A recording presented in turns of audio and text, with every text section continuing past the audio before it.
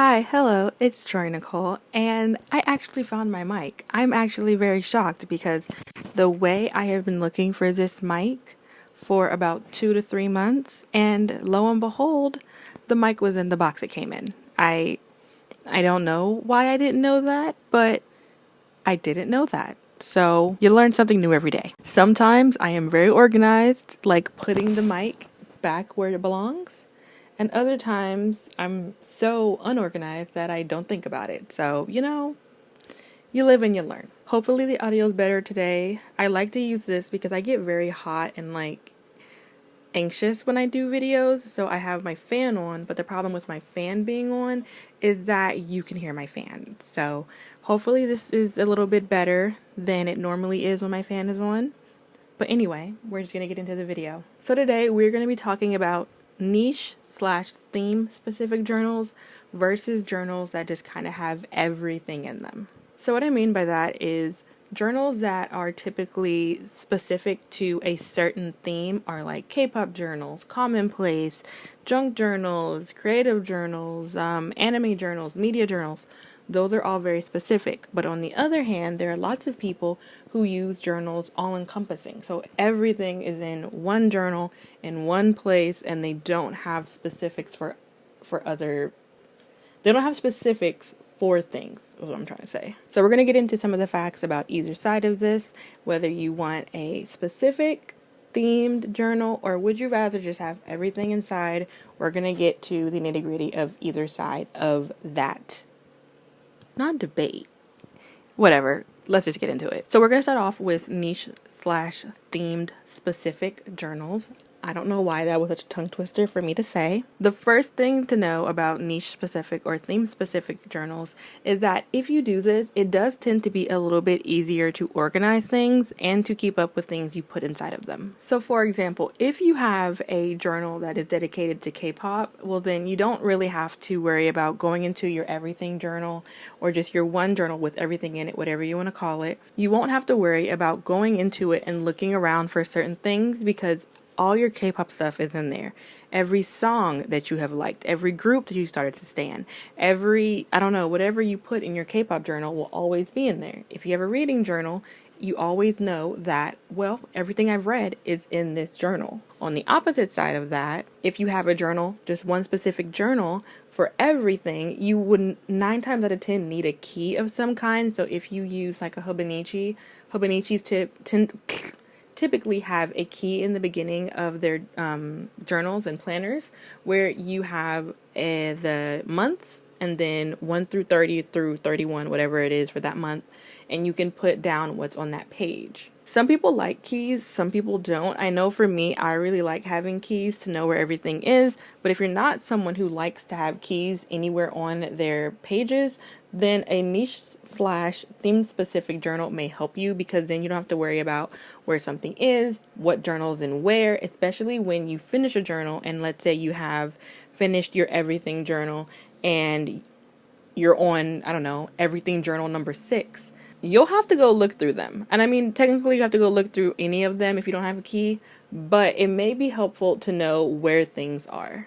If you want to look for book reviews you did in 2020, then you'll be able to find it pretty easily because it's only in these specific notebooks. But on the other hand, if you use everything notebooks, then you really have to make sure you know which notebook is where and what's in each notebook, which can be a little bit complicated. Again, this can still be this case for themed journals because after you get to a certain point, you may be like, oh my God, did I put that spread in 2021 journal, 2022 journal, 2023 journal, so on and so forth.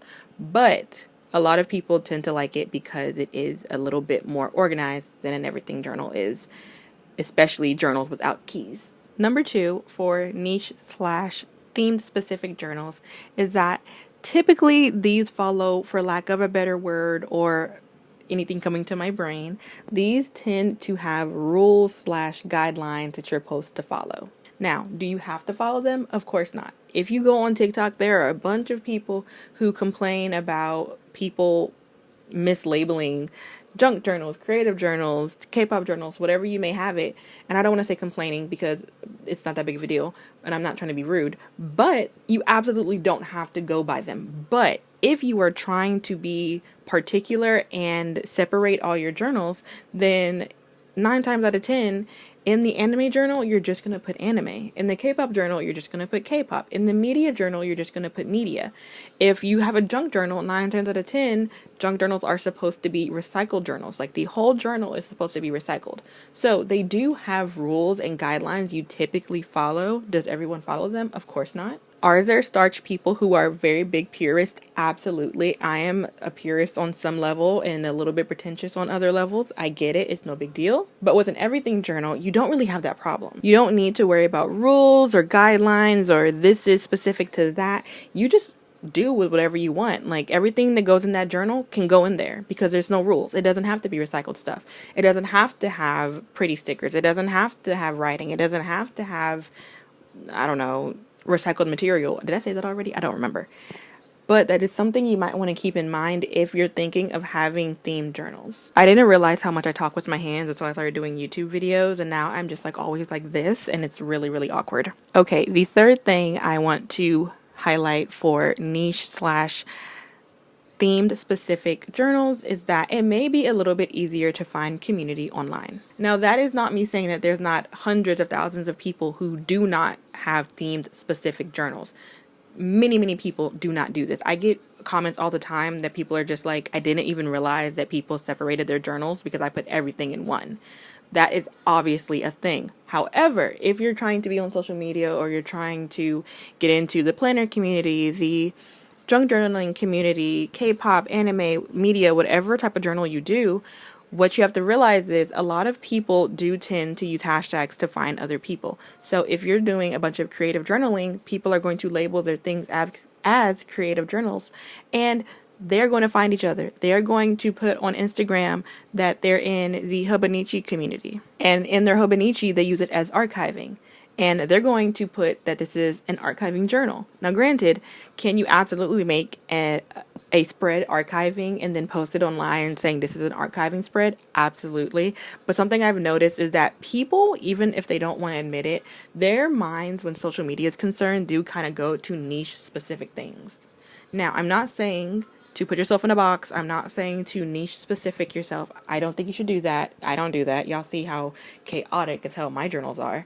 But when it comes to finding community and putting things online, you will find it easier to have journals specific to certain things when you're finding other people. Now, can you absolutely put that everything journal on YouTube, TikTok, Instagram, wherever? Absolutely. I have one or two that are everything journals. I can't find it right now. This Midori is my everything journal. I put anything and everything in here. I archive. It's my diary. It's a scrapbook. It's everything. You can absolutely do that, and I absolutely put that on here. But 9 times out of 10, people like to have, oh my god, my eye, like to have things a little bit separated. So don't go around saying that Troy is on social media saying that you can't find community if you have an everything journal. That is not what I'm saying. Y'all actually have no idea how many times my old woman down there hacks on my YouTube videos, and I have to re-record a certain aspect and delete the old one, like, because she just be hacking up a lung over here. I think she's done. Anyway, that is not what I'm saying. You can absolutely find community. You can absolutely find your people, because I have said this a million times on this channel. There is somewhere, some place for all of you to fit in, for all of you to find people who are like-minded. But 9 times out of 10, I will say that communities can be very specific in the journaling community specifically. Okay, and the last thing I will say about themed specific journals is buying stationery might be a little bit easier, just a little bit, in themed specific journals than in everything journals. And that is only because a lot of times when you're looking at mediums, or you're looking at stickers or washi tape and markers or whatever you want to put in there, I will say a lot of times journals will have like certain looks. Like I said this in one of my other videos last week or week before last, where it's like K-pop journals, a lot of them look very similar. Not to say that people are copying off each other, but there's kind of like an aesthetic that a lot of them go by. Junk journals that are purist type junk journals, a lot of them look very similar because they're following guidelines. So for that reason, you might find it easier to be like, I want this in my journal and not that. Like maybe you don't want washi tape in your journal and you realize that because of having specific journals. Like for instance, I don't particularly in this one, I don't really put harsh mediums because the paper is quite thin and it just won't keep up with certain mediums. I don't know if that made sense, but if you get me, let me know. Okay, now we're gonna move on to everything journals and figuring out if you should have an everything journal. I have both of these sides, so I don't have any. Either side is fine for me. Okay, the first thing to keep in mind is, in my personal opinion, I think it's a bit easier when you're first starting out to have an everything journal than it is to have themed specific journals. And this is because there might be less pressure to buy a journal, buy a few stationery supplies, and get into it. Put in whatever you want to put into this journal and not think anything of it. When you're having to deal with guidelines or rules, and I say that hesitantly because there is no rules of journaling, but when you are specifying that something is going into a journal and you won't let yourself, or not that you won't let yourself, but that like that does not go into a certain journal, it does kind of limit you a little bit. Sometimes in my junk journals, I don't want to just junk journals. There are times where I want to be scrapbooky, be creative. Sometimes I want to like write my feelings out. But then in my head, I'm just like, wait, no, that's not what this one is for. This is for my junk journaling. This is for recycling and stuff like that. And I even have comments sometimes that in my junk journal, it's not a junk journal because I have like bought stationery in it, even though I'm just like, well, okay, maybe it's my everything journal then, because I wanted to put on this specific page a bunch of washi tape along with recycled stuff. So it might be less pressure for people who are just starting out in the whole creative journal field to have everything in one place. Number two, and this is my favorite part of having everything in one journal, is you will never run out of things to put in there. If you're using it for a scrapbook, if you're recycling materials, if you're putting your K-pop, your reading journals, your anime journals, if you are putting every movie in here like it's letterbox, that makes it so you never run out of things to do. That is why I call a lot of my journals, I call them my everything journals instead of junk journals, because I put anything and everything in there. If you follow me on TikTok, you know a lot of times where people will call my journal a junk journal, I'll just be like, okay, yeah, that's fine, whatever. But honestly, they're just everything journals because I'm putting anything and everything in these journals. Like this right here, everything is in it. Do I scrapbook? Absolutely. Do I journal? Absolutely. Do I cry my eyes out sometimes? Absolutely. And I almost never have a problem with putting something in there because I'm doing everything in it. So if you find that you have struggled in your journals finding things to do, this may help you. Okay, number 3, and this is one that I love. You are less likely to go cray-cray with stationery and buying things like journals. I think a big reason people buy a lot of journals, other than just loving journals and loving notebooks, is because when you separate themes, you have to have a bunch of journals. Like I have a media journal, I have a diary, my grandmother's music is getting louder and louder. Oh my god. I should have shut my door. This is my fault. But yeah, if you have a planner that you use doubly as a diary, if you have a, did I say a reading journal? I don't know, whatever. When you have all these, you need journals. You need to buy 5 journals because you have 5 different journals for 5 different things. And that will wear out your pockets, okay? Because hell, even if you buy a little cheap Amazon journal, or you go to TJ Maxx or Marshall's, I think they're called something else overseas, but if you go to one of those stores and buy one of their little $8 journals, well damn, 8 times 5 is 40. You just spent $40 on a journal. I could have bought an Archer and Olive after that. An Archer and Olive for my everything journal. For the one journal I need. After spending $40 for 5. So that may help you a lot. Now, granted, this could also be a positive for people. On the opposite side of it, like if you like having lots of journals, if you love buying journals, girl, I know I do, then you may like this. You know how people say that there's a difference between, I love to read, but I'm a book collector and a reader, and they like separate it because you can be a book collector, but not necessarily a reader. Same thing. Maybe you're a journal collector and you don't use them. Ooh. No. I always do this. Why can't I stop cursing? So yeah, less money you're spending. Or maybe not. You know, listen, I have a bunch of everything journals and I still have stationery all around, so maybe I'm lying. You know, maybe honestly, it might just have to do with, you know, the amount of willpower you have. So there's that. Number 4, I kind of tackled in the theme specific part, but there are no rules, there are no guidelines. You can do whatever the hell you want. You don't have to worry about following any type of special rules that people are saying. You don't have to worry about getting stupid comments like, if this is a reading journal, why'd you put a movie in it that I get on TikTok? Like, you don't have to worry about that. You're doing whatever, putting whatever in there whenever you want to. There's not any type of time limit you're going to put yourself on because you're putting everything in there anyway. Okay, now we're going to go to the last tip. Okay, so this one is kind of similar to the previous one I said, where it's like, this kind of depends on how you look at it, whether it's a pro or a con for either side. I wrote a lot for this one, so I'm going to read off my notebook, and that is, you don't have to worry about mediums not working with certain GSM or paperweight. So all in all, you need to worry about GSM, which is the weight of paper, and how high or how low it is. But in my opinion, when you have everything in one place, you don't really have to worry about it as much. For example, if you're going to use it as a sketchbook, a journal, a diary, a reading journal, all those things, everything's just in it kind of like a commonplace, then you're like, okay, you know what? I'm going to use watercolor here and there. So I'm going to make sure the GSM is a little bit high. That way I won't have any bleed through. It won't warp, yada, yada. You think about it maybe once or twice and you move on. When you have things separated like that, you have to think to yourself, okay, well, for my reading journal, I like to do a lot of Copic markers, so I need my GSM to be high. But in my diary, I don't need a GSM to be that high because all I'm doing is writing with a pen or a fountain pen, so it needs to be kind of in the middle. And it's like every time you start a new journal, you have to consider that because certain things are going to go in these journals and others are not.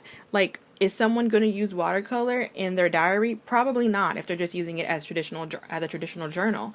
But on the other hand, if you're using a journal as everything all together, do you need watercolor to work? You probably do. But again, you're not buying a new journal every 2 months because you started up doing reading journaling, or you started a media journal, or you started a commonplace, or you started this and that. You don't really have to worry about it as much because you're using this one journal, and when you're done, you can just buy the same journal again. But with theme journals, it's like something that I do, and this is why I have different journal types across the board, is I like have this binder for quotes because the paper doesn't need to be absolutely harsh, right? I chose this as my media journal because the GSM is pretty high and the paper is pretty thick and I don't have to worry about my markers bleeding through. I chose this as kind of like a scrapbook because the paper isn't too bad. It's not that high of GSM, but I don't find that it warps, and it's been doing the damn thing for what I've been using it for.